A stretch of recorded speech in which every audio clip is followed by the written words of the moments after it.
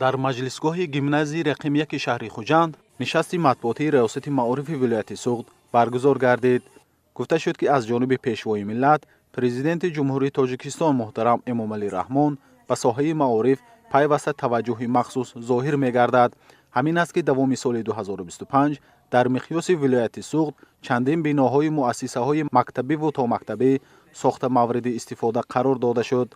تاکید گردید که در سال 2025 در مقیاس ولایت 307 مؤسسه تحصیلات تا مکتبی با فراگیری 51983 کودک به تعلیم و تربیت موجود بوده. نسبت به همین دوره سال 2024 23 مؤسسه تا مکتبی و بیش از 4500 کودک زیاد می باشد.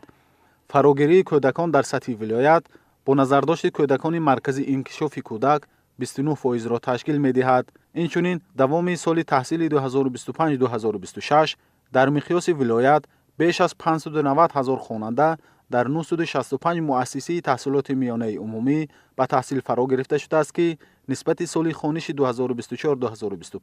3 مؤسسه تعلیمی و بیش از 15,000 خواننده افزوده است. همچنین بهره تعلیم و تربیت خوانندگان این مؤسسه ها زیاده از 38,000 آموزگار از آن جمله بیش از 26,000 آموزگار زن کار و فعالیت می نماید.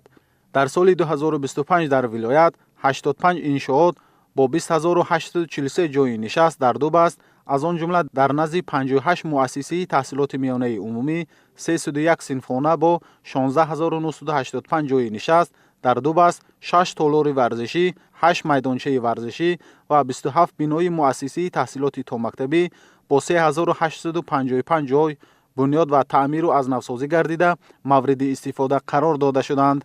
مسئولین معارف ولایت بابت دستاوردهای خوانندگان در المپیادها و آزمون‌های داخلی و خارجی اطلاع داده قید نمودند که سال تحصیلی گذشته نزدیک 700 نفر خواننده در دور نهایی المپیاد فنی داخلی و بیش از 2000 نفر خواننده صنف‌های 5 و 11 در المپیاد بین المللی سزاوار زینه‌های فخری شدند.